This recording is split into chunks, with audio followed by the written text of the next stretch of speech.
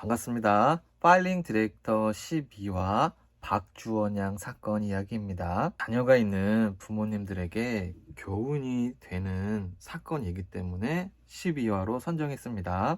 박주원 양 사건을 하기 전에 전우원 씨 이야기, 인천 시우 학대 사건, 서면 돌려차기 사건, 서세원 사건, 고흥 윷잡이 방화 사건, 위 사건들에서 추가 내용이 있어서 보완을 한 후 12화를 진행하겠습니다.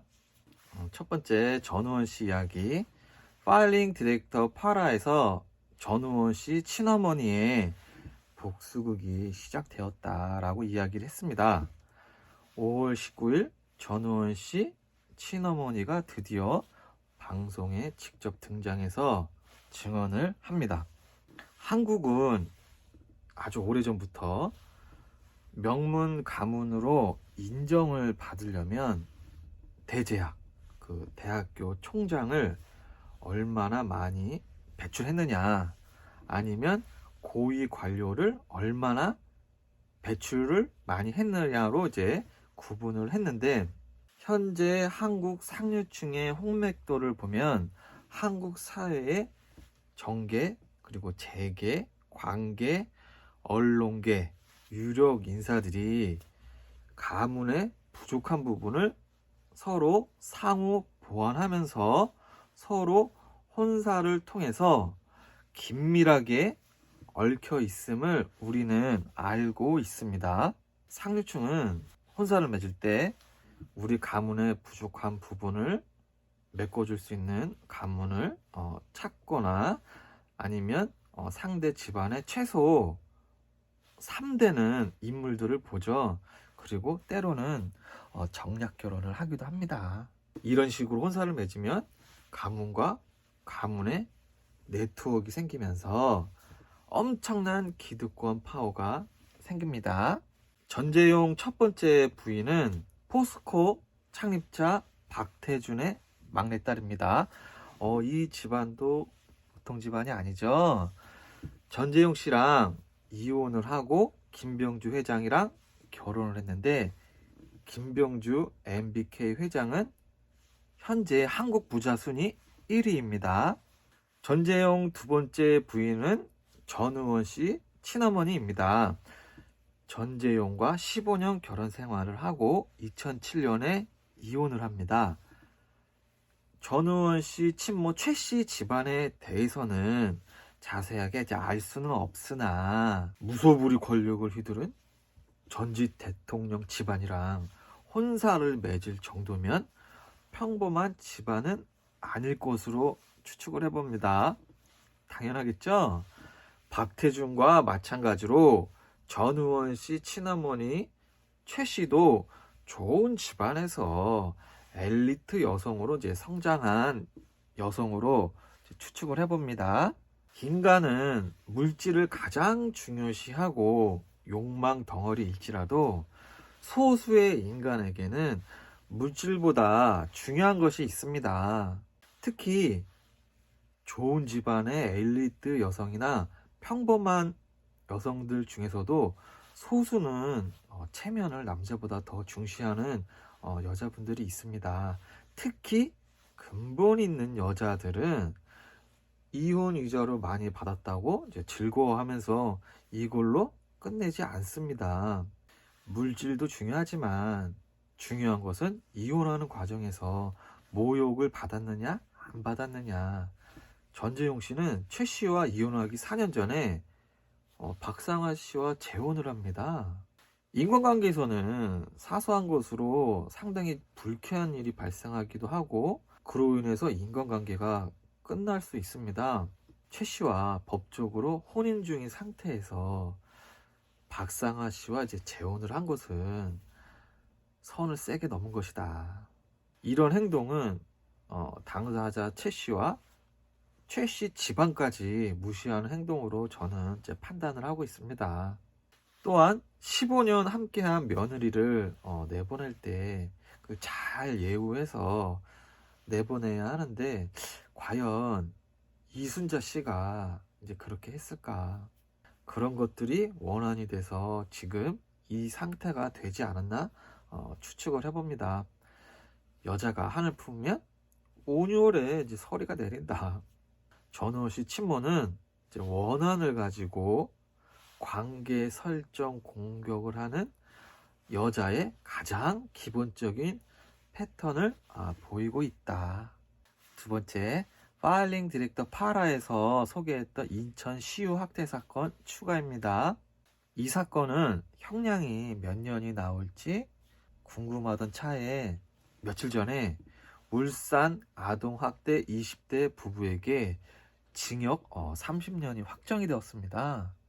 정인이 사건 이후에 아동학대 처벌이 매우 강화되었는데 그 판례가 계속 이어지고 있다.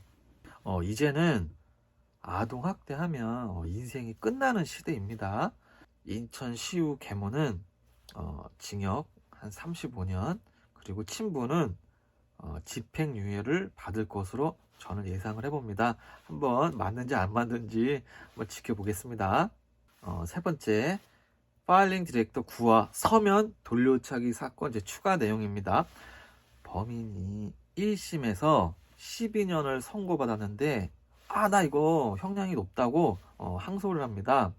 이제 항소를 하자 이제 검사는 피해 여성분의 청바지 지퍼가 반쯤 내려가 있는 것을 보고 추가로 성범죄가 있지 않았나 이제 의심하는 이제 과정에서 직접 증거는 없지만 재판부에 증거를 다시 제출할 수 있는지 여부를 이제 의뢰를 했는데 재판부가 뜨끔미지근하게 이제 반응을 합니다. 재판부는 공소장의 죄명이 변경도 안 된 상태이고 증거를 다시 채택하는가 여부에 대해서 확정적인 답을 주지 않고 서면으로 추가 제출을 하라고 합니다. 재판부가 이렇게 호락호락하게 말을 들어주지 않죠. 원래 권력 집단이 그렇잖아요. 이제 강짜를 한 번씩 놓쳐. 이런 경우에는 직접 증거가 없으면 재판부에서 인정을 안 해준 확률이 매우 높습니다.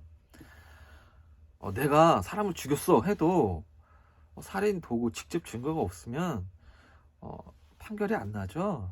경찰이 피해 여성의 우류를 이제 통째로 수거해서 국과수에 넘겨서 DNA를 확보했어야 했는데 의류를 통째로 넘기지 않고 면봉으로 이제 일부만 채취하는 식으로 이제 넘겨서 DNA를 이제 확보 못한 사건입니다.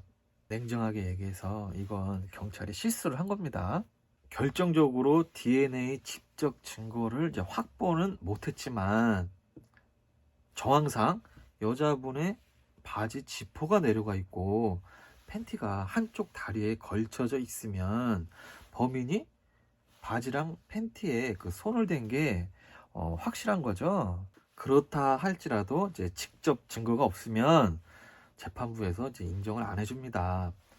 하지만 이 사건은 그것이 알고 싶다에 방송이 이제 되었다. 방송의 힘은 강력합니다. 5월 19일 추가 내용이 나왔습니다.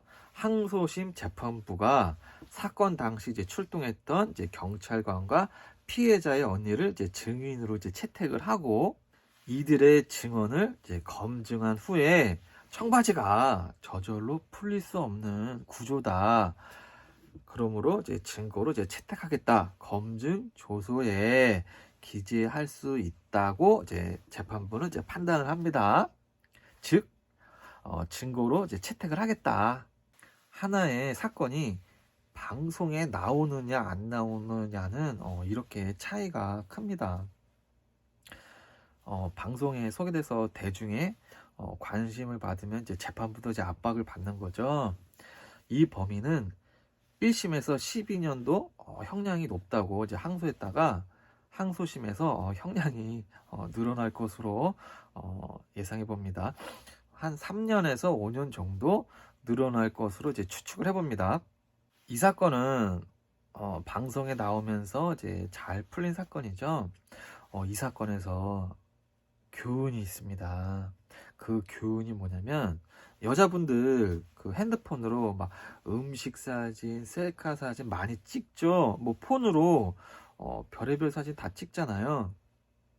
그런데 동생이 피투성이로 기절한 상태로 발견이 돼서 이제 응급실에 실려왔는데, 여동생 팬티가 다리 한쪽에 걸려 있는 상황인데 사진을 찍지 않았다. 사람이 사건에 휘말려서 당황을 하면 평상시에 생각했던 것을 다 잊어먹게 돼 있어요. 항상 명심해야 합니다. 사건에 휘말리면 사진이나 동영상이나 목소리 녹음이나 뭐든 간에 직접 증거를 최우선으로 확보해야 합니다. 막 음식 사진, 셀카 사진 찍는데 팬티 내려간 거를 왜 안 찍어둡니까? 찍어 두셔야 됩니다. 그런 거. 네 번째, 파일링 디렉터 10화에서 이야기했던 이제 서세원 사건 추가 내용입니다.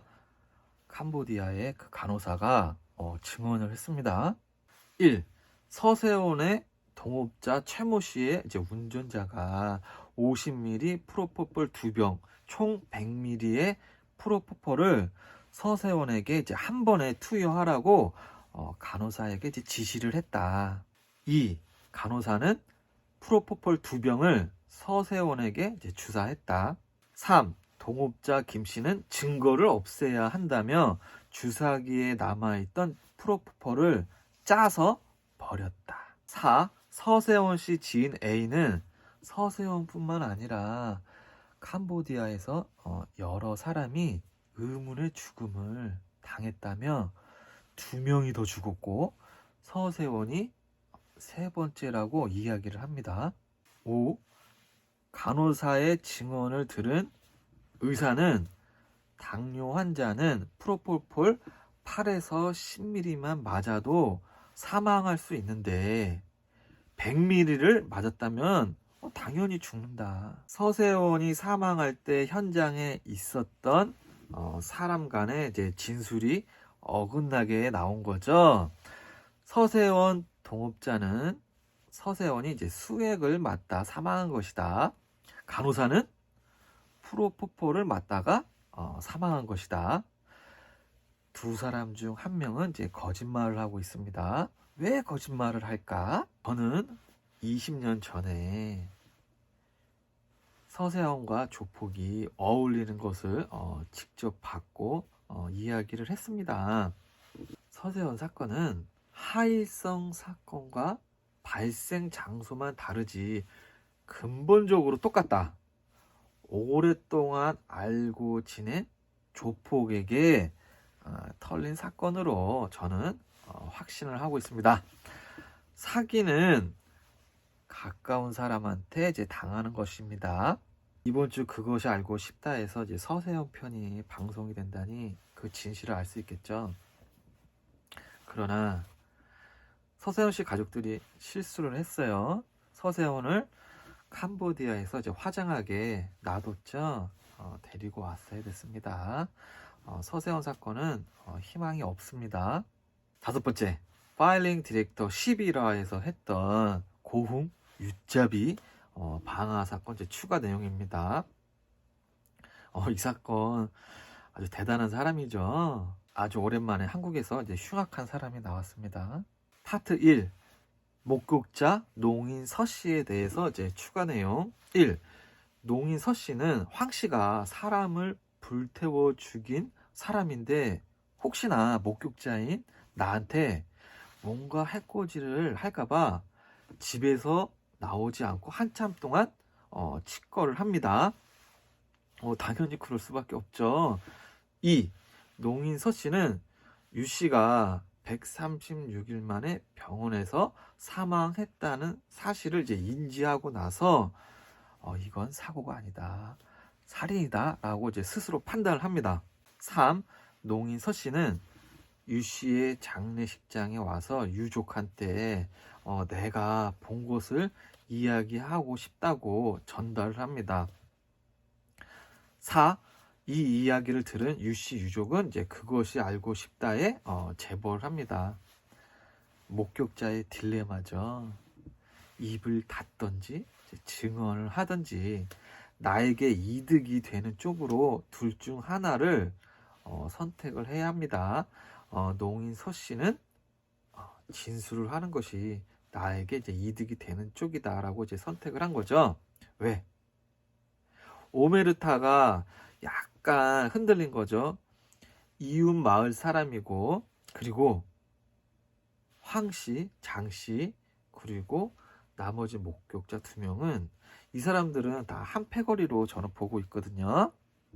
그러니까 농인 서 씨한테는 굉장히 위험스러운 상황이니까 이제 진술을 할 수밖에 이제 없었다. 파트 2 용의자 황 씨에 대해서 이제 추가 내용입니다. 1. 황 씨는 예전에도 사람을 죽인 적이 있다.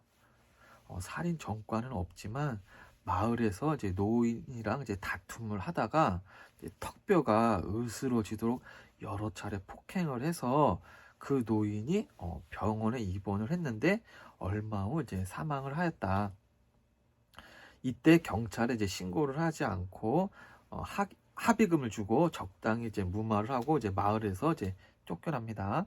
그것이 알고 싶다 팀은 이런 사건이 마을에서 이제 한두 건이 아니라 좀 많이 있는 것 같았다라는 것을 취재하면서 느꼈다고 합니다. 이게 산 사람한테 이제 기름을 붓고 이제 불을 붙일 정도면 이게 매우 적대적인 행동이거든요. 이런 매우 적대적인 공격성은 이제 갑자기 나오지 않습니다. 꾸준하게 있던 사람이죠. 파트 3 용의자 황 씨와의 인터뷰. 황 씨는 그알 PD와의 그 대화 도중에 자신이 한 말에 대해서 믿음이 안 간다거나 비판적인 질문을 그알 PD가 던지면 순간순간 이제 눈빛이 변했다고 합니다. 황 씨는 굉장히 우발적이며 급하고 예상 못하게 공격하는 패턴을 보이는 이제 범죄자로 이제 그알 PD는 이제 느꼈다고 합니다. 네, 그렇죠. 이제 황 씨가 그알 PD를 직접 호출할 정도면은 이 사람은 이제 성격이 매우 이제 급한 사람입니다. 성격이 급한 사람은 포커페이스가 되지가 않습니다. 파트 4 황 씨뿐만 아니라 장 씨와 이제 나머지 목격자들도 이제 온몸에 이제 문신이 있었다. 젊었을 때 이제 한가닥 했다는 이제 식으로 이제 그알 PD에게 이제 계속 말했다고 합니다. 그 방송을 보면 그 장 씨랑 그 대화를 할 때 장 씨 중지에 그 왕자 문신이 있어요. 그걸 제가 딱 보고 이 사람들이 이제 일반인들은 이제 아니구나 했는데 역시나였다. 이 손가락 왕 문신은 제가 어렸을 때 그 종종 봤거든요. 그 논두렁 밭두렁 하던 그 논두렁 조폭들이 막 하는 문신이에요. 파트 5 장 씨와 나머지 목격자들은 이제 황 씨와 공생 관계라고 이제 볼 수 있는 이제 사람은 아니었고 돈으로 이제 엮여 있는 사람으로 이제 보였다. 장 씨는 이미 돈을 받고 이제 거짓 진술을 했죠. 그리고 나머지 2명은 어차피 진술을 안 했으니까 나중에 황 씨가 보험금을 받으면 돈을 좀 받겠죠. 평소에 친한 노두렁 이제 밭두렁 이제 조폭들이 유 씨를 이제 호구로 보고 유 씨 돈 좀 이제 따먹으려고 컨테이너로 이제 불렀다가 유 씨한테 윷놀이를 이제 3판 연속으로 이제 털리니까 가뜩이나 승질도 급한데 거기서 이제 사고가 난 것으로 이제 보고 있습니다. 파트 6 황 씨 최종 목표는 이제 보험금을 받는 것으로 이제 보였다. 보험금을 대신 내준 이유가 결국 돈이겠죠. 파트 7 보험금 수령. 보험금은 살인이나 살인 미수일 시에는 황 씨는 수령하지 못하지만 과실치사 경우에는 황 씨가 수령을 할 수가 있습니다. 파트 8 이제 사건의 이제 문제점. 황 씨가 유 씨를 죽어도 상관없다는 식으로 몸에 기름을 쏟고 불을 붙인 인과관계를 목격자가 있으니까 부정할 수는 없지만 유 씨가 화상을 입고 사망하는데 136일이 걸렸고 평소에 유 씨가 지병도 있었다고 하니 유 씨가 화상이 아닌 지병으로 사망했다고 이제 판결이 날 수가 있습니다. 재판에 있어서도 유 씨가 화상으로 사망한 것이 아니라 이제 지병으로 사망했다고 인정이 되면 재판도 황 씨에게 유리하게 이제 흘러가게 됩니다. 사건이 상당히 애매해졌죠. 이 사건도 방송을 안 탔다면 100% 황 씨에게 유리하게 흘러갔을 사건입니다. 이 사건도 교훈이 있습니다. 그 교훈이 뭐냐면 유 씨가 그 아내에게, 가족에게 의미심장한 말을 이제 흘렸지만 가족들은 136일 동안 아무것도 이제 하지 않았다. 아니, 단둘이 있으면 다 얘기해 줄게 했는데 그 136일 동안 단둘이 있는 상황을 만들지도 않았고 이제 살살 구슬려서 무슨 말을 할지 이제 들었어야 되는 거죠. 다행히 장례식장에 농인 서 씨가 찾아와서 이제 증언을 한다고 하니 이제 그때서야 듣고 이제 의혹을 이제 제기하게 된 겁니다. 그러면 안 되죠. 항상 사건에 내가 아니면 가족이 연루되면 의심을 하고 증거 확보를 해야 합니다. 이렇게 사건 내용 추가를 마무리하고 파일링 디렉터 12화를 시작하겠습니다.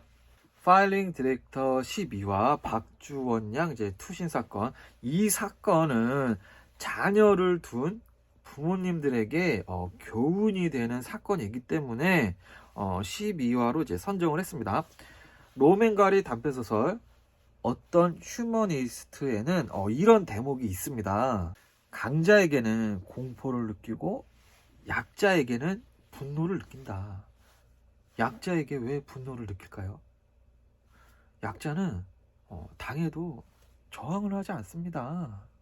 불의를 보고 아무것도 하지 않으면 화가 나듯이 약자들이 당하면서 저항을 안 하고 일방적으로 당하는 것을 보면 답답하고 화가 납니다. 그 화가 이제 분노가 되는 거죠. 고흥 사건에서 유 씨는 황 씨가 자신에게 기름을 붓고 불을 질렀는데 136일 동안 말을 안 하고 사망을 합니다. 박주원 투신 사건도 학폭을 당할 대로 당하다가 아무 말을 안 하고 이제 투신을 합니다. 스스로의 권리를 지키지 않으면 계속 당하는 게 그 세상 이치입니다. 인간의 그 본능 중에는 자기보다 힘이 없는 사람을 괴롭히는 성향이 누구나 다 있습니다. 저 인간 나보다 약하구나. 그 약자로 찍히면 더 뭉개버리고 더 막 박해하고 더 짓밟아 버립니다. 이것은 인간의 본능입니다. 파일링 디렉터를 보시는 분들은 반드시 기억을 하세요.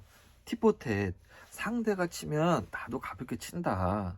상대가 한 대를 때리는데 가만히 있으면 다음에 2대를 맞는 겁니다. 상대에게 100원을 뺏겼을 때 가만히 있으면 다음에 200원을 뺏기게 돼 있습니다. 티포텟을 기억하세요. 상대가 치면 나도 가볍게 친다. 티포텟은 상호 협력을 끌어내는데 아주 안전된 전략입니다. 가만히 있지 마라. 꼭 티포텟을 기억을 하세요. 파일링 디렉터 12와 박주원 투신 사건 개요는 이제 시간대별로 초등학교, 중학교, 고등학교, 재판, 소송, 그리고 사건 연루자, 분석, 요약, 교훈 순서로 진행을 하겠습니다. 이 사건 개요를 이제 시간대별로 이제 들으면서 여러분들이 박주원 양이 이제 내 자녀다라고 생각했을 때 나라면 어떻게 대응을 했을 것인가 한번 생각을 하면서 한번 사건을 잘 한번 들어보세요. 시간대 1. 박주원 양 초등학교 6학년 때. 사건 1. 반장 김우현이 급식 우유를 아이들에게 나눠주는데 주원이는 이제 속이 좋지 않다면 반장이 주는 우유를 받기를 이제 거부를 합니다. 이 일로 반장 김우영과 주원이는 이제 작은 다툼이 생기고 둘 사이는 이제 틀어집니다. 반장과 틀어진 이때부터 박주원 양은 이제 따돌림이라는 이제 꼬리표가 이제 붙기 시작을 합니다. 사건 2. 전봇대에 주원 양 험담을 써놓은 일이 있었다. 사건 3. 책이나 여러 가지 물건을 화장실에 집어 넣어진 적이 있었다. 반장 김우연 무리의 이제 소행일 것입니다. 시간대 2. 박주원 양 중학교. 주원 양은 이제 초등학교 때 괴롭힘을 이제 묵묵히 견뎌내고 강남 중학교에 이제 진학을 합니다. 1학기 부회장으로서 역할을 잘합니다. 그런데 여기서 사건이 발생을 해요. 사건 1. 같은 반 임설아가 데이터를 다 써서 휴대전화를 사용할 수 없을 때 주원이의 휴대전화로 자신의 남자친구에게 이제 연락을 했는데 임설아의 남자친구가 휴대전화에 남은 준원이의 그 전화번호로 우리 따로 만나자는 이제 연락을 하는 바람에 주원이와 임설아는 다툼이 생기고 둘 사이는 이제 틀어집니다. 사건 2. 2일 이후 임설아는 SNS에 주원이가 초등학교 때 괴롭힘을 당했던 일까지 이제 언급을 하면서 비방, 비난, 인신 공격을 하는 글을 SNS에 이제 올립니다.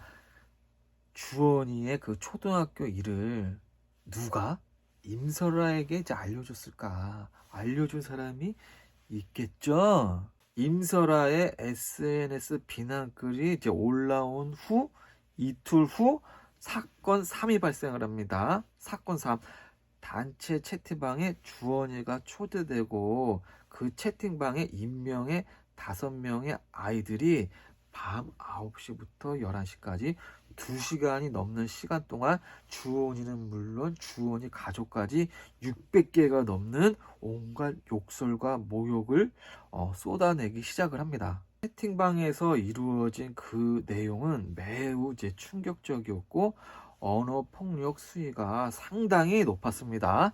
이 단체 채팅방은 초등학교 6학년 때 주원이와 갈등이 있었던 반장 김우연이 만든 방입니다.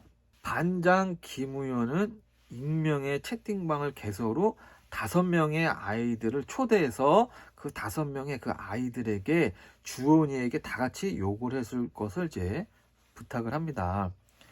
자, 임설아의 SNS 비난글이 올라온 이틀 후에 갑자기 초등학교 반장 김우연이 등장해서 주원이에게 이제 사이버 폭력을 가했다.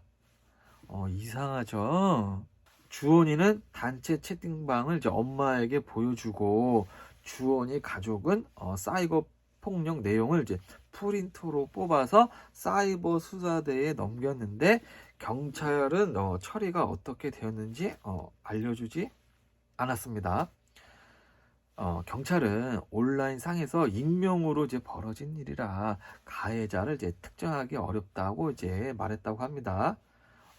개소리죠. 온라인을 벗어나 이제 학교 안팎에서도 이제 괴롭힘이 시작이 됩니다. 티포텟을 안 하니까 주원이는 이제 인간양이 된 겁니다. 온라인에서 이제 간을 봤는데 별다른 대응이 없어. 그러면 이제 오픈라인으로 이어지는 거죠. 사건 4. 주원이는 여기저기 맞고 다니다가 계란에 맞기도 하고 밀가루 세례까지 받았다고 합니다. 사건 5. 학교 쓰레기장에 끌려가서 의자로 맞은 적도 있다고 합니다. 사건 6. 위 사실을 학교 측에 알렸지만 학교 측은 학폭위를 열지 않고 임설아와 화해 자리를 이제 만듭니다. 학교가 미친 짓을 한 거죠. 학교 측은 이제 주원이와 임설아를 이제 화해시키려고 했으나 이제 갈등은 해결되지 않았습니다. 주원이는 1학년 1학기 무렵부터 학교에 가지 못합니다. 2학기가 되어서도 이제 상황은 마찬가지였고 우울증 증상까지 나타나면서 결국 강화도로 이제 전학을 가게 됩니다. 시간대 3, 강남 비여고 이제 입학. 주원이는 강화도에서 중학교 생활을 이제 잘 보내고 2015년 3월 2년 만에 부족해도 부딪히겠다며 새 출발을 다지면서 이제 강남으로 이제 돌아왔으나 강남 비여고에 배정을 받고 이제 2달 만에 이제 투신을 한 겁니다. 주원이가 여고에 처음 등교하던 날 정문 안으로 이제 발을 잘 들이지 못했다고 하죠. 결국 주원이는 이제 트라우마를 해결하지 못한 상태로 이제 돌아온 겁니다. 사건 1.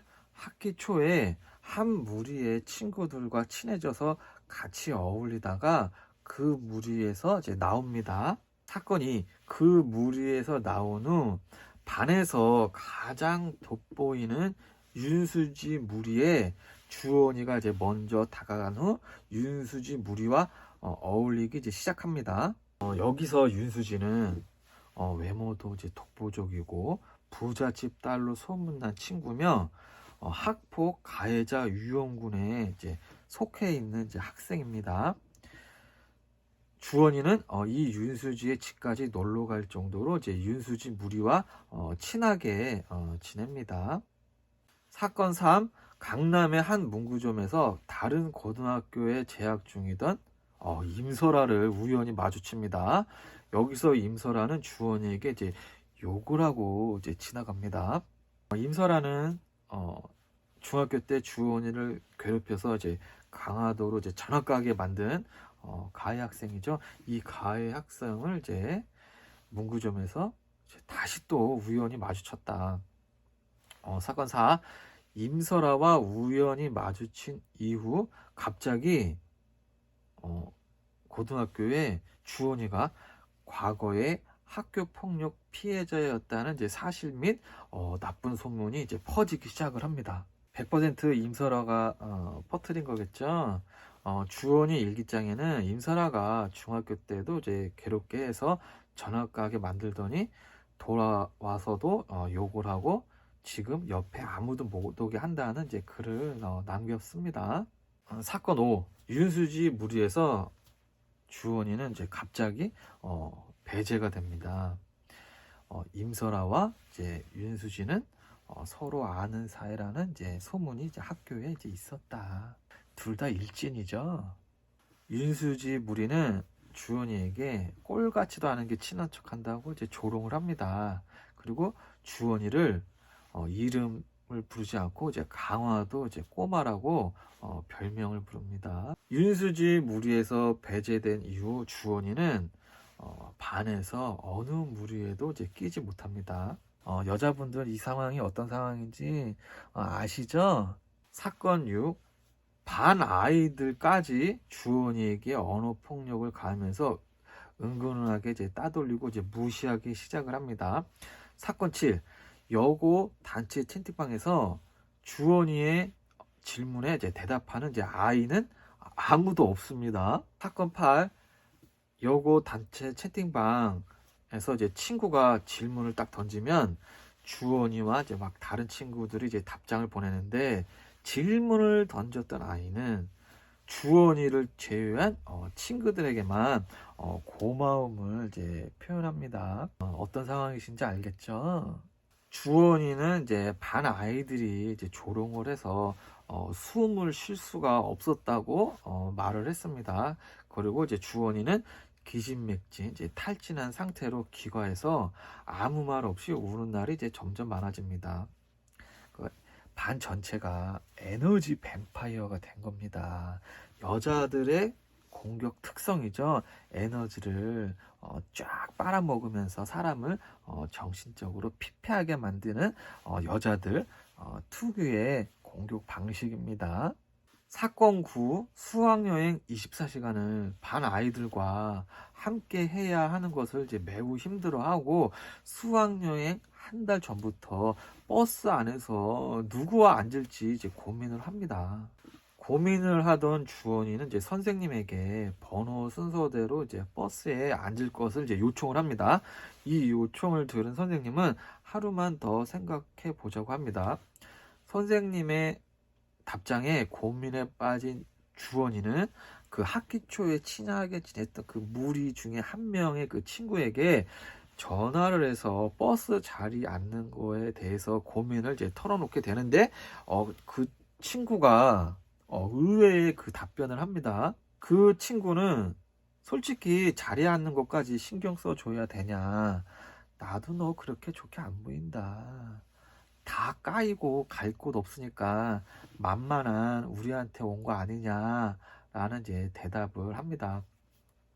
여자분들 이게 무슨 상황인지 잘 아시죠?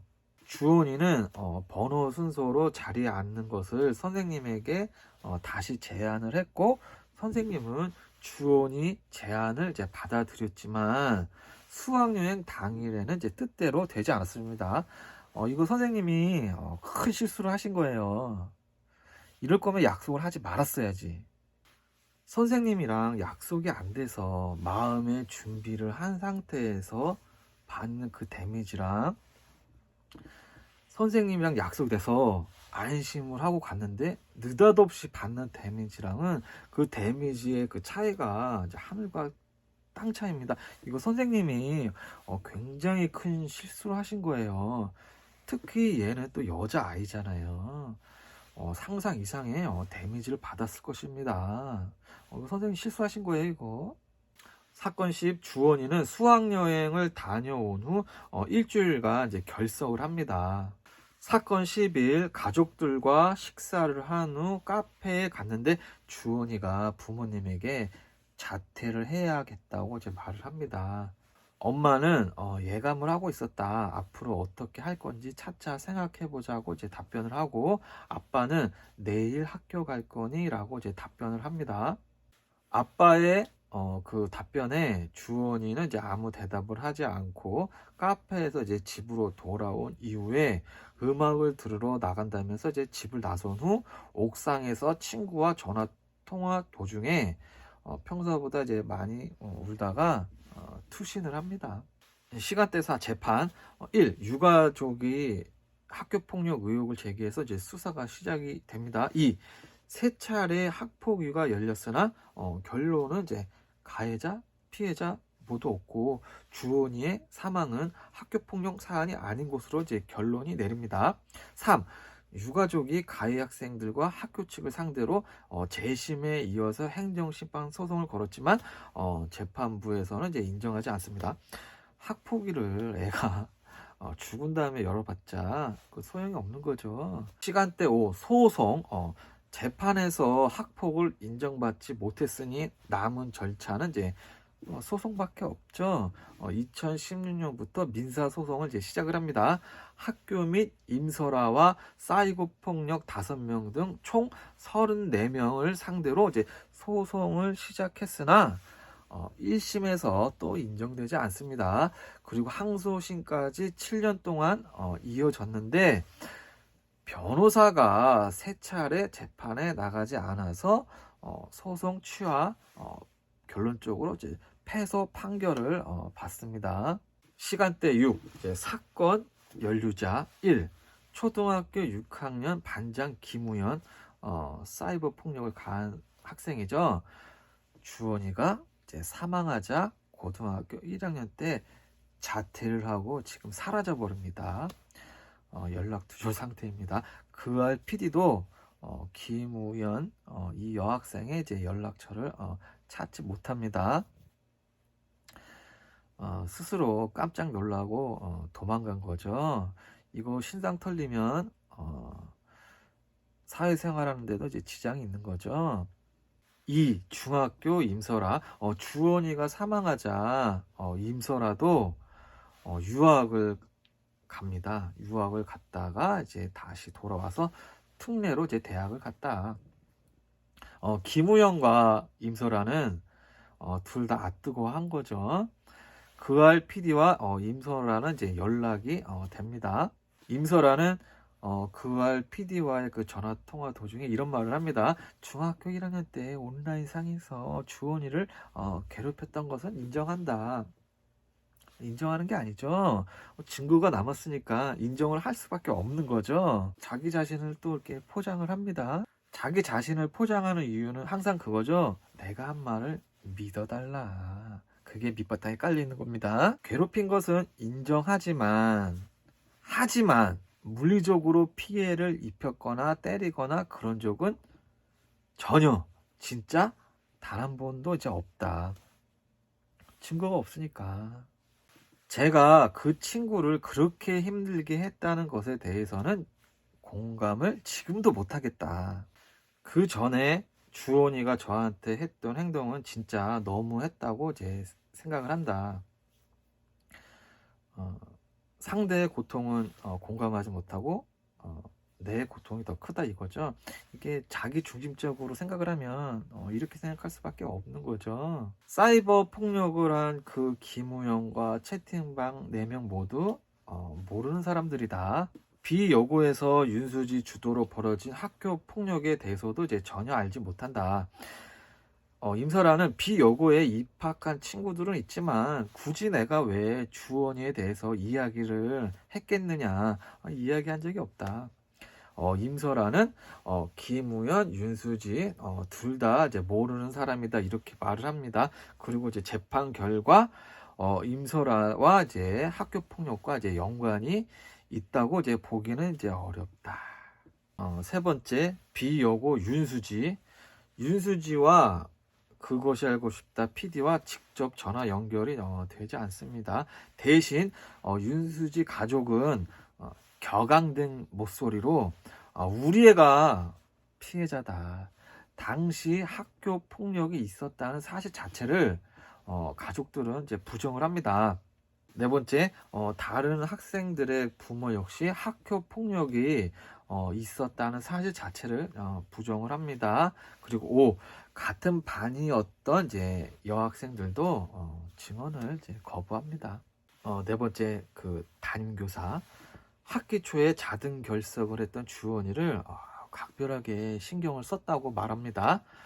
그러나 밥을 같이 먹을 친구가 없어서 급식을 중단했던 사실이나 그리고 이제 수학여행 버스 좌석 문제로 고민이 많았던 이제 주원이를 상대로 학생의 그 상태를 이제 인지 못했던 것으로 보입니다. 여고도 뭐 학교 폭력의 여지가 발견되지 않았다고 이제 주장을 합니다. 6. 경찰. 5명의 사이버 폭력 수사가 이루어지지 않은 거죠. 7. 권경의 이제 변호사. 이 사람은 대체 무슨 사람인지 1심과 2심을 합쳐 모두 5차례 재판에 변호사가 불출석을 합니다. 재판에 나가지 않았던 이유에 대해서는 이제 건강 문제였다.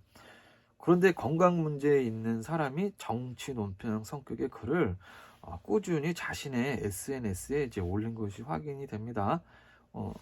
재판에는 이제 불출석을 하고 정치 논평을 이제 계속 올렸다. 그 다른 변호사 분들에 의하면 재판 기일은 변호사 핸드폰으로 문자가 오기 때문에 변호사가 몰랐다는 것은 이제 말이 되지 않는다. 이런 일이 거의 없대요, 그냥 아예. 이 변호사는 마음이 정치판 그 콩밭에 가 있다. 8. 사건 결과 17살 주원이의 죽음에 아무도 이제 책임이 없다. 여기까지가 사건의 개요입니다. 사건 개요를 들으시고 이제 어떤 느낌이 드세요? 파일링 디렉터 제 나름대로의 그 약간의 분석을 해보도록 하겠습니다. 첫 번째, 초등학교 6학년 반장 김우영과의 그 우유 갈등. 반장이 우유를 나눠주는데 주원이가 거부하자 둘의 관계는 완전히 틀어집니다. 그럴 수도 있지. 사소한 일로 보시는 분들도 계시겠지만 저는 그렇게 보지 않습니다. 어른들도 아주 사소한 일로 인간관계가 파탄이 나고 큰 사건으로 번지는 게 부지기수인데 반장이랑 주원이는 둘 다 여자아이들입니다. 어린 여자아이들입니다. 김우연은 반에서 반장 직책을 맡고 나름 열심히 우유 배달을 하는데 우유를 안 받아. 반 다른 아이들이 다 쳐다보는데 반장이 주는 우유를 안 받아. 반장 입장에서는 매우 모욕적일 수가 있습니다. 기분이 나쁜 상황이에요. 만약에 제가 그때 김우연이라면 물론 학폭을 가하지는 뭐 않았겠지만 저는 주원이랑 친구가 되지 않았을 겁니다. 이 일이 얼마나 그 반장에게 그 앙금이 남아 있었으면 중학교 가서 사이버 폭력을 할 때 너 우유 안 받은 이야기가 거기서 또 나오는 거죠. 그 내용이 진실인지는 알 수는 없으나 반장이 우유 배달을 하는데 안 먹는다고 우유를 이제 배에다 던졌다. 이 말을 굳이 들을 필요는 없겠지만 반장이 우유 배달을 할 때 이때 주원이가 이제 우유는 받고 나중에 먹어도 되는데 막 그 면상에서 대놓고 안 받는다고 했던 것은 반장에게 수치와 분노를 막 일으킬 수가 있어요, 사실. 그리고 그 후에 전봇대에 막 험담, 막 낙서, 그리고 학용품을 화장실에 빠뜨리는 행위는 그 반장이랑 그 반장을 따르는 그 무리가 100%한 것입니다. 그 반장 무리는 주원이 한 명을 괴롭히면서 무리 구성원 간에 결속력이 다져지면서 굉장히 분위기가 좋았을 겁니다. 매우 인간적인 행동입니다. 무리가 그 단체로 학교 폭력이 가해졌기 때문에 그 전봇대 험담 낙서랑 화장실에 그 학용품을 이제 빠뜨리는 이런 상당히 강도가 센 학교 폭력을 할 수 있었던 겁니다. 이게 개인이 학교 폭력을 가하는 거랑 그 무리가 가하는 거랑은 그 강도가 달라요. 무리가 학교 폭력을 가할 때 그 강도가 더 세죠. 여기서 가장 큰 문제는 주원 양이 그 초등학생 때 초등학교에서 벌어지기에는 좀 심한 강도가 센 학교 폭력을 당하는 것을 부모님이 인지를 하고도 그냥 넘어간 것입니다. 묵묵히 잘 견뎌내고 중학교에 갔다? 이게 말이 됩니까? 여러분 딸이 전봇대에 막 험담이 써져 있고 그리고 딸아이의 학용품이 화장실에 빠져 있는 이런 학교 폭력을 당하는 것을 알게 되면 여러분들 그냥 넘어가실 겁니까? 요즘 엄마 아빠들 학교 뒤집어 엎어버립니다. 이런 일을 그냥 넘어갔다는 것이 저는 정말 이해가 되지가 않습니다. 중학교 때 임설아와 핸드폰으로 남자친구와 갈등, 그것이 알고 싶다에서는 남자친구 때문에 임설아와 주원이의 이제 갈등이 시작되었다, 이렇게 이야기를 했는데 저는 그렇게 보질 않습니다. 임설아는 이미 일진들이랑 어울리는 아이이고 주원이 핸드폰을 뺏어서 쓸 정도면 임설아와 주원이는 레벨이 다른 겁니다. 일진 여자애랑 학폭을 당하던 여자애랑 남자 때문에 무슨 싸움을 합니까? 이건 싸움이 아니라 이제 일방적으로 당하는 거죠. 싸움이 성립이 안 돼요. 뭐 갈등이 있기 전에 핸드폰을 뺏어서 쓸 정도면 임설아한테 주원이는 이미 인간 양입니다. 애초에 이제 간을 보다가 이제 완전 이제 인간 양으로 찍힌 거죠. 인간은 약자를 괴롭히려는 욕망이 있을 때 만들어내는 게 있습니다. 그것이 바로 명분입니다. 남자친구는 괴롭힘의 시작의 명분일 뿐입니다. 남자친구의 그 사건이 아니더라도 다른 명분을 만들어서 괴롭힘은 이제 시작되었을 것입니다. 임설아는 학기 초에 분명히 관찰을 했을 것입니다. 누가 나의 인간 양인가? 주원이는 달라면 그냥 주니까 인간 양으로 이제 찍힌 것입니다. 3. 임설아 및 단체 채팅방 5인방의 그 사이버 폭력. 사이버 폭력 내용을 이제 프린트 뽑아서 사이버 수사대에 넘겼는데 이제 아무 일도 없었다. 경찰은 온라인 상에서 익명으로 벌어진 일이라 가해자를 이제 특정하기 어려웠다고 이제 말합니다. 여러분은 경찰의 저 말에 수긍이 가시나요? 개소리죠. 중학교 1학년 여자아이들이 치밀하면 얼마나 치밀하다고 특정하기 어렵다고 합니까? 주원이 오빠가 있었으면 뭐 이런 일이 일어나지 않았을 것 같지만 암튼 언니가 몇 시간 만에 컴퓨터 앞에서 김우현을 찾아냈지 않습니까? 그런데 경찰은 특정하기 어렵다? 이게 말입니까 밥입니까? 그냥 개소리 한 거죠. 제가 장단컨대 미성년자들이라 뭐 형사처벌 대상도 아니고 뭐 경찰 입장에서도 뭐 애들끼리 온라인상에서 뭐 욕할 수 있다, 뭐 그럴 수 있다 간단하게 생각하고 분명히 짬 처리했을 것입니다.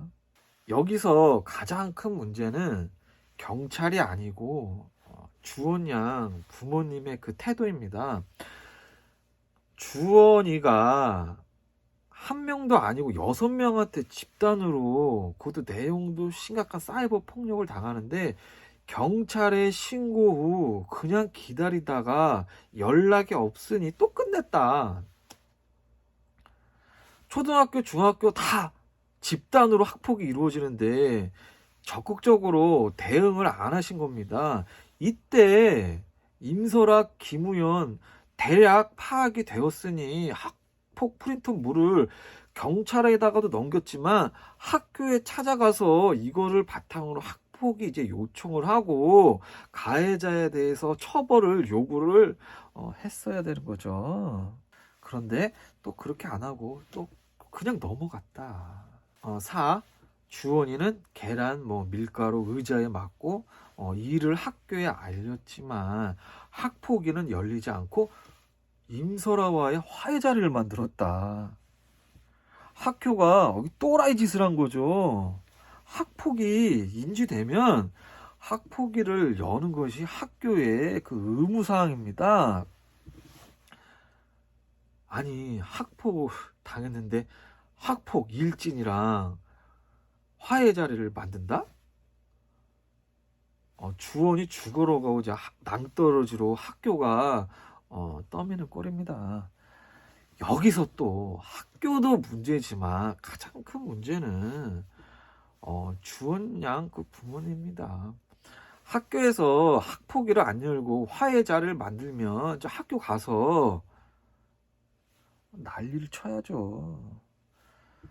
부모가 적극적으로 나서지 않으니까 학폭위가 안 열린 겁니다. 의무인데도.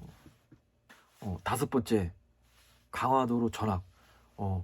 학교가 미친 짓을 합니다. 제가 학교 다닐 때도 학교에서 사고를 치면 사고 친 애가 정학을 맞고 퇴학을 맞고 학교를 잘리거나 전학을 가는 걸로 저는 알고 있었거든요. 학폭 가해자가 전학을 가는 거지 피해자가 전학을 가는 게 아닙니다. 학폭 가해자 임설아는 학교 생활을 그대로 잘하고 학폭 피해자 주원이가 강화도로 전학을 갔다. 죄를 지은 사람이 교도소 안 가고 피해자가 교도소로 가는 꼴입니다. 이게 말이 되냐. 학교가 영혼이 없는 짓을 했다. 주원양 부모도 저는 도무지 이해가지 않습니다. 이 정도로 당하게끔 내비두는 거는 냉정하게 이쯤 되면 부모가 자식을 괴롭히는 것밖에 되지 않습니다. 냉정하게 얘기해서. 6. 여고 학기 초에 한 무리에서 이제 어울리다가 그 무리를 나온 후 반에서 가장 돋보이는 윤수지 무리에 이제 먼저 다가가서 이제 어울렸다. 윤수지 무리는 반에서 가장 돋보이는 이제 무리고 학폭 가해 위험 대상군 무리입니다. 일진이다. 그 학폭을 당해서 전학까지 갔던 아이가 반에서 가장 강력한 일진 무리에 이제 들어가려고 했다. 이거를 부정적으로 바라볼 필요는 없습니다.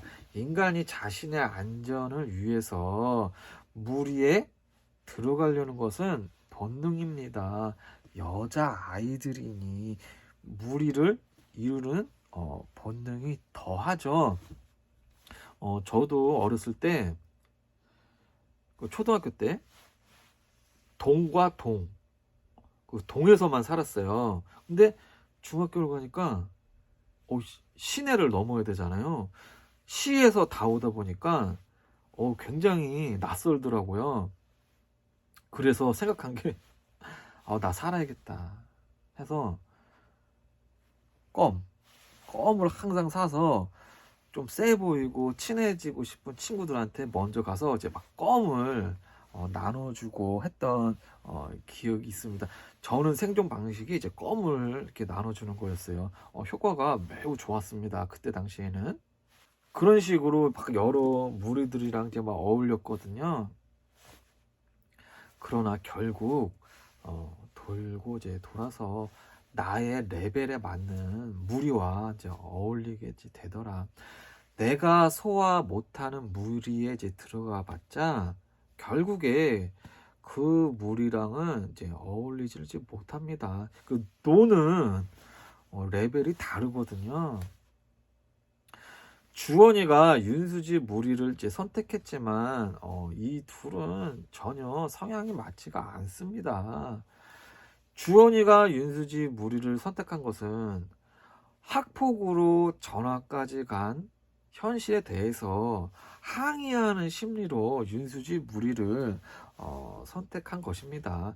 이런 게 흔히 많이 보여요. 인간사에서 현실에 대해서 막 불만이 있고 사는 게 막 정말 불만 있고 스트레스 받으면은 현실에 대한 항의로 사람은 종교를 선택하는 것과 같습니다. 주원이가 내가 학폭당하고 막 그거에 대한 항의로 그 일진 무리를 이제 선택하는 것도 비슷한 심리로 저는 본다. 7. 임설아와 마주친 이후 이제 나쁜 소문이 이제 퍼졌다. 2년 만에 우연히 마주친 임설아가 욕을 하는데 주원이는 이제 대응을 못합니다. 주원이는 2년 동안 변한 게 없는 겁니다. 여기서 가장 큰 문제는 주원이 양 부모님입니다. 아이를 강화도로 도망가게 만들고 그게 끝이다. 거기서 이제 기숙생활을 한 거죠. 자, 정신적으로 육체적으로 트레이닝을 이제 시켰어야 하는 거죠. 피해자라고 다 착하고 정상이라고 말할 수는 없습니다. 초등학교, 중학교, 고등학교 다 학폭을 당했다면 주원이도 무언가 문제가 있는 겁니다. 학교 폭력으로 강남에서 강화도 저 멀리까지 갔다면 그 문제를 인식을 하고 정신적으로, 육체적으로 트레이닝을 좀 시켰어야죠. 2년 동안 강화도로 보내서 기숙사 생활을 하겠다는 것은 저는 그건 좀 방치다. 저라면 그렇게 멀리 아이를 보내는 것을 절대 하지 않습니다. 그럴수록 더 부모님이랑 가까이 두고 뭐 운동을 가르친다든지 하면서 대화를 많이 하면서 이 아이에게 정신적으로, 육체적으로 트레이닝을 시킬 겁니다. 저라면. 그게 안 되고 저 멀리 무슨 강화도로 뭐 유배 보내듯이 보내가지고 2년 만에 돌아오니까 애는 그대로인 거죠. 그러다 보니까 어떻게 해요? 여고 교문을 들어갈 때 벌벌 떠는 겁니다. 이 아이가. 부모님이 이렇게 대처를 했으면 이게 안 됐다. 잘못된 행동이다. 8. 윤수지 그 일집 무리에서 주원이가 갑자기 배제가 되고 조롱당하고 막 별명이 붙고 그 후에 어느 무리에도 끼지 못합니다. 여자분들은 이 상황이 어떤 상황인지 잘 아시죠? 자, 비스마르크가 정치의 핵심은 무조건 주류에 들어가야 된다고 했습니다. 강력한 세력에 들어가야 내가 산다.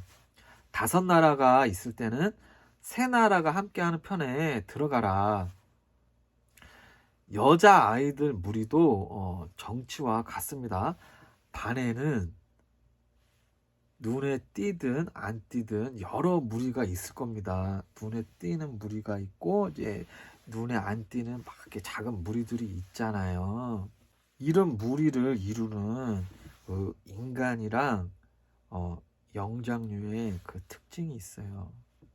그 특징이 뭐냐면 그 무리의 그 숫자가 일정량이 딱 채워지고 이제 공고해지면 그때부터 공격 대상을 찾습니다.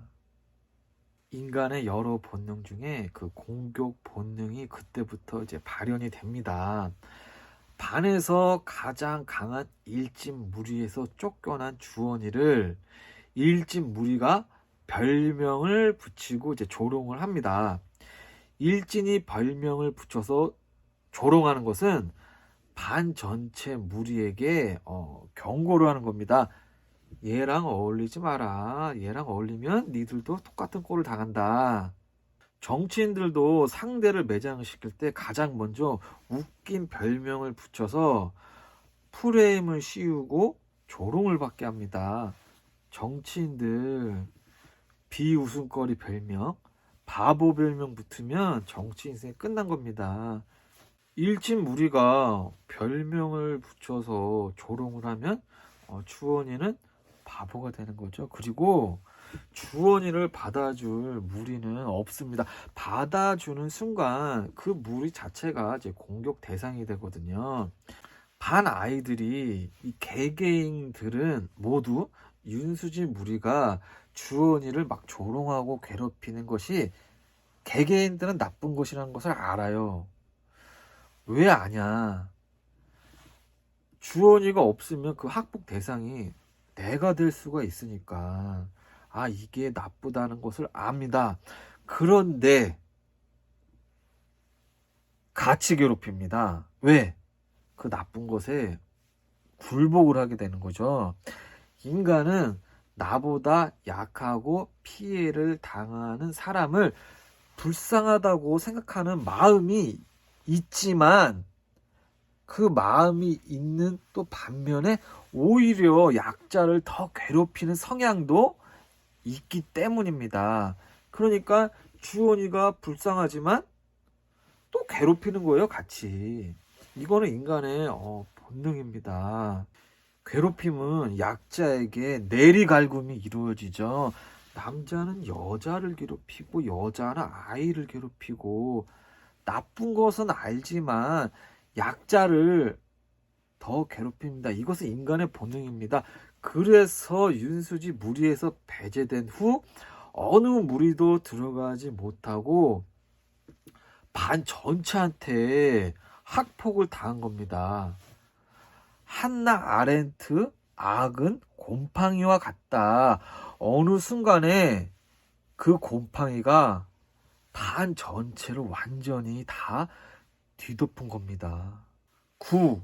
수학여행 한 달 전부터 버스 안에서 누구와 앉을지 고민을 했다. 결국 이 수학여행이 투신하는데 그 트리거였다. 담임 교사가 신경을 썼다고 말을 하지만 저는 이 말을 이제 믿지 않습니다. 신경을 썼으면 수학여행 자리 배정 약속을 지켰어야죠. 그런 약속도 지키지 못하면서 무슨 신경을 썼다고 말을 합니까? 신경을 썼으면 주원이는 투신하지 않았을 겁니다. 10. 주원이는 수학여행을 다녀온 후 일주일간 결석을 한 후에 부모님에게 자퇴하겠다고 이제 말을 했더니 엄마는 예감하고 있었다. 앞으로 어떻게 할 건지 차차 생각해 보자. 아빠는 내일 학교 갈 거니 이렇게 답합니다. 아빠의 질문에 주원이는 아무 대답 없다가 집에 와서 바로 이제 투신을 합니다. 저는 주원이 부모님의 대응이 정말 이해가 가지가 않습니다.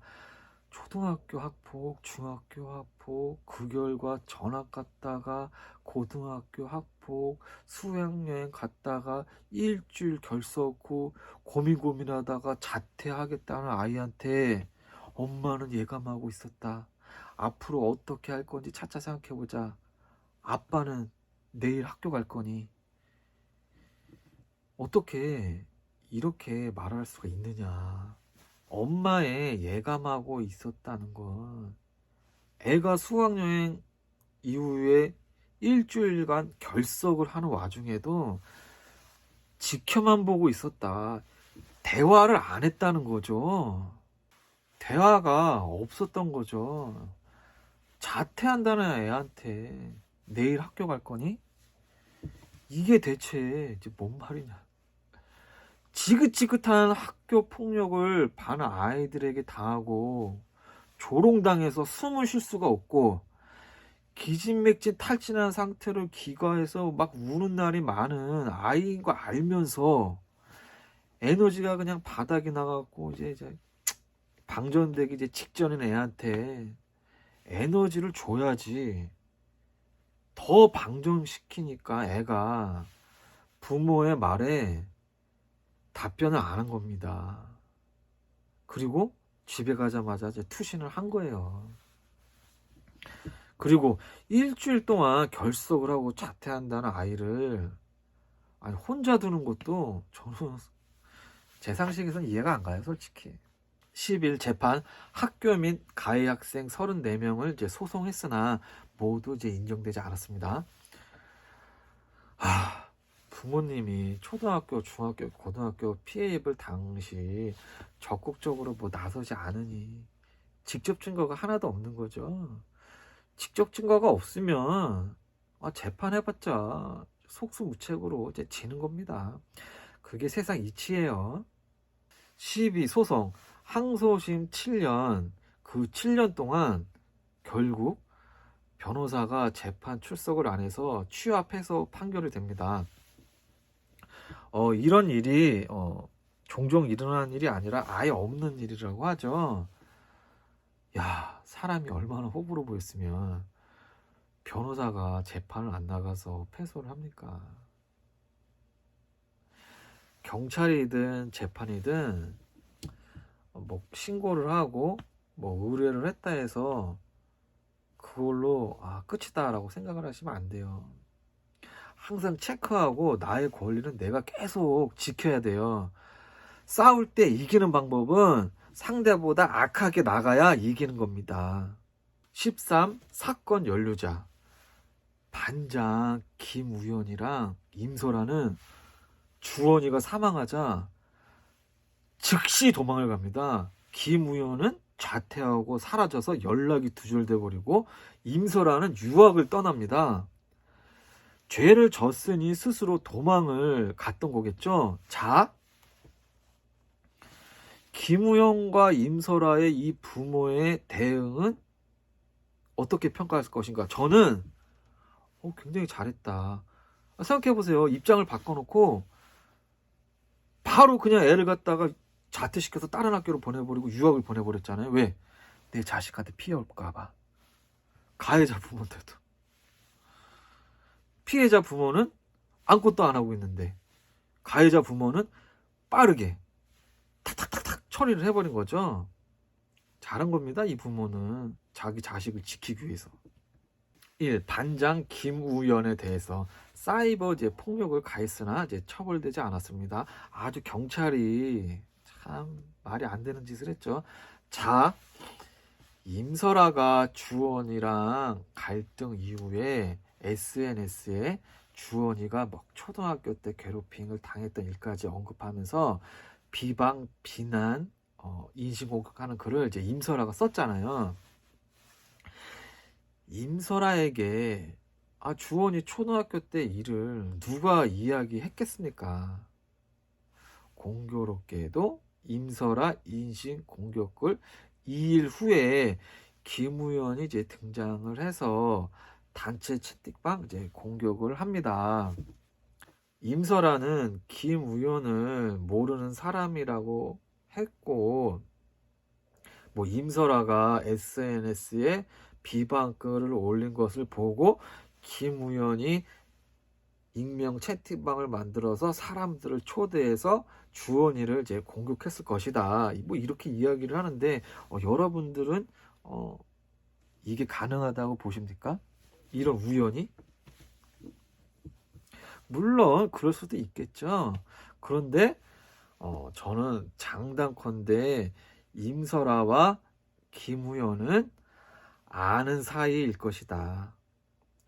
아는 사이가 아니더라도 한두 다리 건너서 아는 사이다. 둘 다 공통점이 있잖아요. 학폭을 가하는 성격을 가진 여학생들. 자, 임설아가 일진인데 주원이를 괴롭힐 때 후다를 땄겠죠. 그 후다를 딸 때 걔 초등학교 다리 건너서 연락을 하다가 그 반장을 알게 되고 서로 그렇게 같이 공격을 한 것이다라고 저는 장담을 합니다. 두 번째, 임설아. 임설아도 처벌은 되지 않았고 임설아는 비여고에서 윤수지에 의해서 벌어진 학교 폭력은 전혀 알지 못한다라고 말을 했죠. 그러나 그 반에 있던 그 동창의 증언에 의하면 윤수지와 임설아가 아는 사이라는 소문이 학교에 있었다. 그 여자들 그 소문이 괜히 있지는 않았겠죠. 임설아랑 윤수지가 둘 다 일진이고 서로 아는지 아는 사이인지는 사실 경찰이 조사하면 금방 나오죠. 그 여자아이들 중학교 고등학교 아이들 수사하는 거 쉽죠. 저는 임설아가 김우연, 윤수지와 다 아는 사이거나 한 달에 건너서 다 아는 사이일 것이다. 장담합니다. 세 번째, 윤수지 가족은 막 소리 지르고 우리 애가 피해자다 막 이렇게 얘기를 하죠. 그리고 당시에 학교 폭력이 없었다 부정을 합니다. 이게 정상이에요. 이거 나쁜 게 아니에요. 자기 자식 적극적으로 보호하는 거죠. 이 부모들이 정상인 거예요. 방관하고 적극적으로 대응 안 하는 게 그게 부모가 잘못된 부모입니다. 그 부모가. 만약에 윤수지가 학폭을 당했다면 윤수지 부모는 학교를 찾아가서 막 뒤집어 엎었겠죠. 다른 학생들의 부모의 혹시 학교 폭력은 없었다 부정을 합니다. 이 사람들도 다 정상입니다. 5. 같은 반이었던 학생들도 증언을 거부합니다. 이 사람들도 다 정상입니다. 오메르타가 적용이 됐고 죽은 자는 말이 없는 거죠. 이걸 갖다가 나쁜 사람이다 라고 말을 할 수는 없습니다. 6. 담임, 학교, 경찰, 부모 다 제 역할을 하지 못한 것으로 저는 생각합니다. 어느 학교 어느 반에서나 있을 법한 뭐 사소한 갈등은 있었겠지만 주원이를 죽음에 이르게 할 만큼의 괴롭힘은 없었다. 야, 인간사가 이렇게 단순하면 사건 사고가 없겠죠. 7. 권경의 이제 변호사. 이 사람은 이야기 자체를 포기하겠습니다. 여기까지가 이제 간단한 뭐 사건 분석 이야기입니다. 사건을 이제 마무리를 하겠습니다. 1. 학교 폭력의 이제 기본 베이스. 학교 폭력이 없었던 시대는 없을 것이고 이제 앞으로도 계속 있을 겁니다. 그래도 이제 시대마다 약간씩 그래도 다른 점이 있습니다. 제가 나이가 좀 많잖아요. 제가 학교 다닐 때는 대학을 정시 수능으로 가기 때문에 같은 반 친구가 경쟁자로 느껴지는 그런 느낌은 아니었던 걸로 저는 기억을 해요. 맞으면 막 선생님들한테 많이 맞았지 막 친구를 왕따 시키고 막 반전체가 그런 일은 기억이 나질 않아요. 뭐 여학교들은 다를 수 있겠죠. 그런데 2000년 그때 들어서면서 수시 그 내신 있죠. 내신 비중이 굉장히 많이 커졌어요. 내신 비중이 커지면서 이제는 같은 반 친구가 경쟁자가 된 거죠. 같은 반 친구가 이제 경쟁자가 되면서 교실 분위기가 쌀벌해지는 거죠. 반 친구가 경쟁자가 되면서 그 전에 있었던 같은 반, 같은 학교로 그 뭉쳐졌던 그 결속력이 떨어질 수밖에 없습니다. 이런 영향도 학폭이랑 연관이 있다고 저는 보고요. 그리고 스마트폰의 발전도 학폭과 이제 많은 연관이 있다고 이제 저는 판단을 합니다. 저희 때만 해도 싸우고 집에 가면 연락할 길이 없잖아요. 그냥 그럼 땡인데 지금 뭐 스마트폰으로 계속 연결이 돼 있으니까 괴롭힘이 24시간 계속 이어지게 되잖아요. 그런 면이 좀 있다. 2. 남녀 학생 학폭 방법. 그 대부분 범죄에서 남자보다 여자가 발각이 되지 않습니다. 여자는 폭력을 쓰지 않는다라는 이제 잘못된 고정관념도 이제 기여를 하고, 여자는 육체적인 공격보다는 정신적인 공격과 그 관계 설정 공격을 하기 때문에 사실상 티가 잘 나지 않습니다. 그 초등학교 여자아이들, 뭐 중학교 여자아이들의 그 학교 폭력을 사실 그 법적으로 직접 증거를 캐치를 해서 그걸 처벌을 하는 게 상당히 어려워요. 남자아이들은 이렇게 때리니까 그 직접 증거가 남지만 여자아이들은 그런 게 없잖아요. 사실 그런 어려움이 있어요. 그 학기 초에 반에서 그 각각의 무리가 막 형성 과정을 막 거치고 무리가 이제 형성이 완성이 되면 그때부터 이제 공동 대상을 찾는 거죠. 이때 약해 보이고 허점을 보이면 괴롭힘의 그 대상이 되는 겁니다. 학교 폭력을 당하는 그 피해 학생의 입장에서 그 고통은 어떤 고통이냐면, 인간은 어떤 동물이죠? 우리는 그 사회적인 동물이잖아요.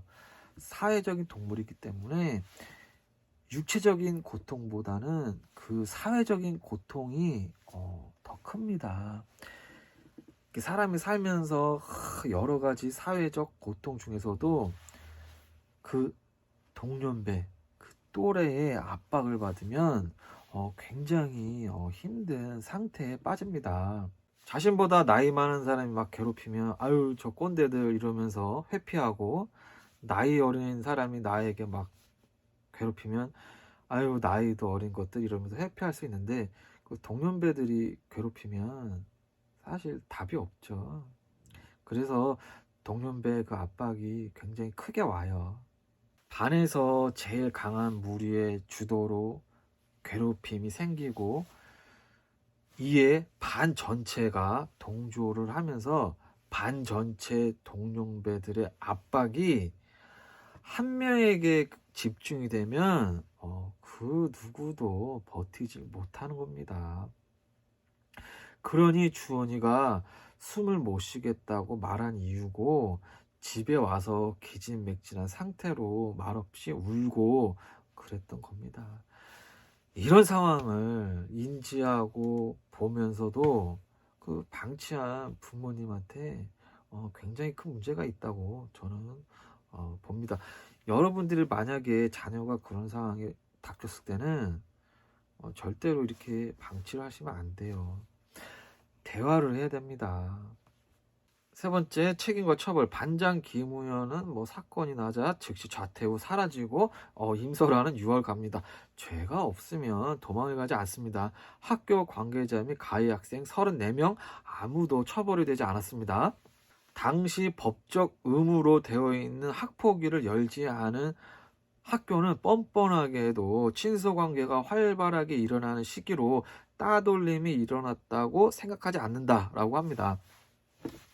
학교나 군대나 어떤 조직이든 다 똑같습니다. 사망 사고가 나면 아무도 책임을 지려 하지 않죠. 이해는 갑니다. 여러분, 학폭에 적극적으로 대응하지 않고 직접 증거를 확보하지 못하면 이런 비참한 결과를 맞이하게 되는 것을 꼭 아셔야 됩니다. 4. 학폭 대응 방법. 올 2월 달에 사건이 하나 있었죠. 부산 여중에서 학폭 사건이 발생을 했는데 학폭위가 열리고 가해 여학생은 서면 사과를 비롯해서 사회봉사 조치가 내려졌습니다. 징계를 먹은 거죠. 그리고 가해 학생 부모를 상대로 손해배상 청구까지 해서 일부 승소 판결이 납니다. 이 여학생의 부모는 굉장히 적극적으로 나선 거죠. 그럼에도 불구하고 올해 2월에 중학생 딸이 학폭을 당하고 울면서 집에 오자 엄마는 곧장 가해 학생이 다니는 학원을 찾아가서 내 딸에게 말도 걸지 마라. 그동안 넘어갔지만 이제는 참지 않을 거라고 이제 가해 학생에게 이제 소리를 쳐서 아동학대로 벌금 100만 원을 이제 선고받습니다. 이 엄마의 행동이 잘한 행동일까요? 나쁜 행동일까요? 여러분들은 어떻게 생각을 하십니까? 요즘 결혼을 늦게 하잖아요. 그래서 제 주변에도 초등학교 저학년을 둔 부모들이 몇 분 계세요. 그 저번 주에 일어난 일인데 그 초등학교 그 저학년에서도 학폭이 일어납니다. 그 심한 학폭이라고 하기보다는 그렇게 막 꼬맹이들끼리 막 째려보면은 막 이렇게 괴롭히고 그런 수준이죠. 그 저번 주에 아는 분 딸이 그 반에서 남자 아이들 이제 무리가 괴롭힌다고 아빠한테 이제 이야기를 했더니 요즘 부모님들은 가만 안 있죠. 그런 이야기 듣고 아빠가 즉시 학교에다가 이제 항의를 합니다. 그 초등학교 저학년이니까 이제 학폭위가 열리는 게 아니고 그 반에서 그 학폭 반회의가 열려서 막 선생님이랑 아이들끼리 막 이렇게 토론을 하는 거죠. 누가 누구를 이렇게 괴롭혔는데 이 행동이 나쁜 행동입니까? 안 나쁜 행동입니까? 막 이런 걸 하는 거죠. 이런 걸 했는데 남자아이 엄마는 자기 아들 기죽였다고 또 난리 나고 여자아이 또 엄마는 내 딸 또 괴롭혔다고 또 난리 나고 서로 입장이 다른 거죠. 학창 시절 학교 폭력은 사회적 폭력이기 때문에 그 고통은 상상도 못할 정도로 데미지를 주게 되는 겁니다. 트라우마로 그게 한번 남게 되면 죽을 때까지 잊지 못하고 고통스럽습니다. 저도 저 어렸을 때 막 툭툭 저한테 좀 나쁘게 대했던 친구들 있잖아요. 그게 아직도 기억에 남아있고 종종 생각나요. 막 복수하고 싶다 막 이런 거.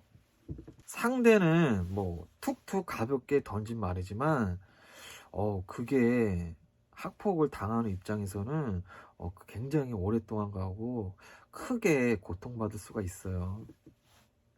요즘 뉴스에서 많이 나오잖아요.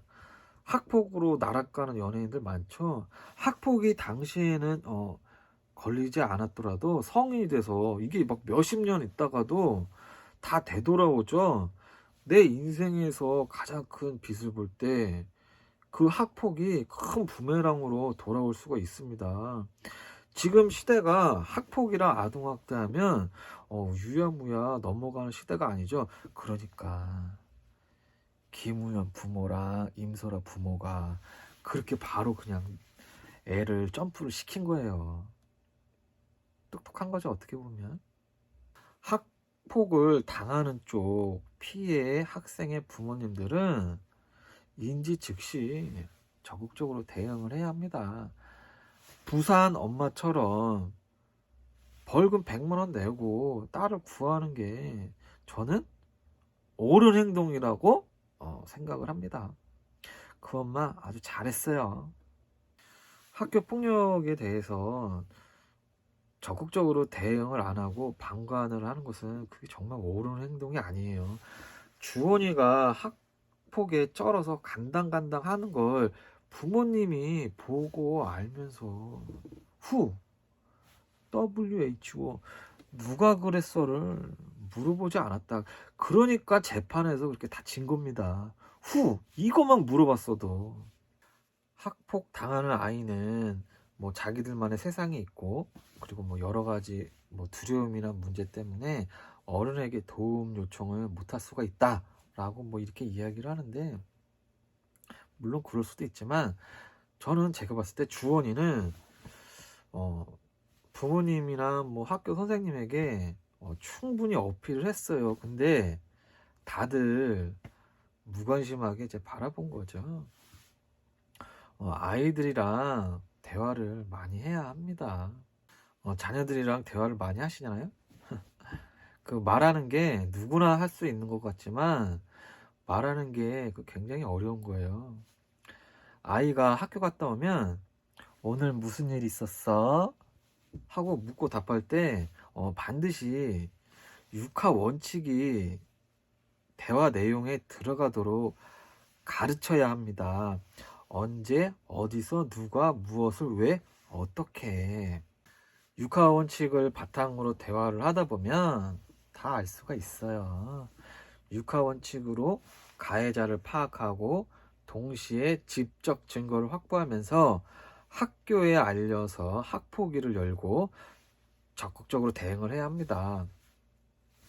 주원양 사건은 충분히 가해자를 처벌할 수 있는 사건이었지만 당사자와 가족의 미온적인 태도 때문에 결국 비참한 결과를 초래하였다.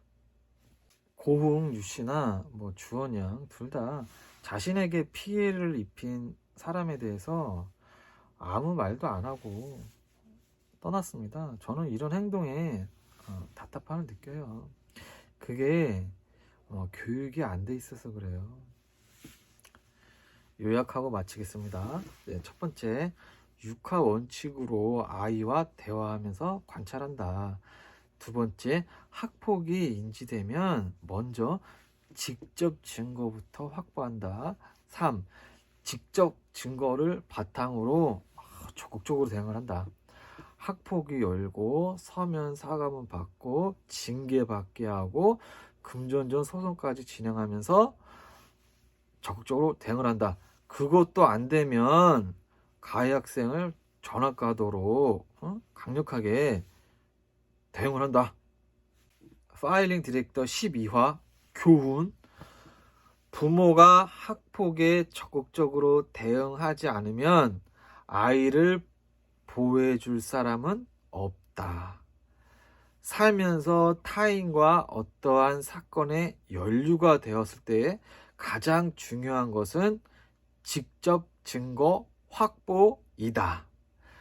핸드폰으로 찍고 녹음하고 녹화해라. 12화를 마치고 13화에서 뵙겠습니다. 안녕. 선생님, 아이고. 할아버지한테 달라 그래. 응, 할아버지한테 달라 그래. 응? 아이고. 아이고, 이뻐라. 아이고, 이뻐라. 아이고, 귀여워. 봐봐. 잘 썼어.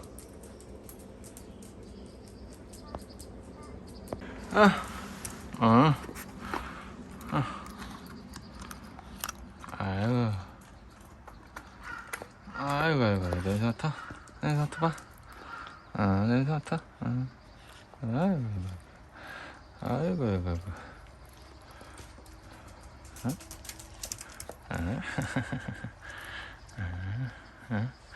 아이고, 물 먹자. 아이고, 이거 왜 이러냐. 와봐. 아이고. 와봐. 아이고.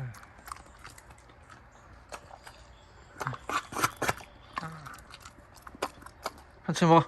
한치 먹어. 봐봐.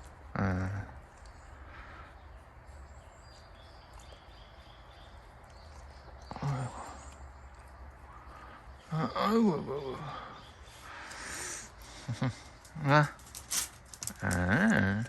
물지 마. 나 물지 마. 아이고.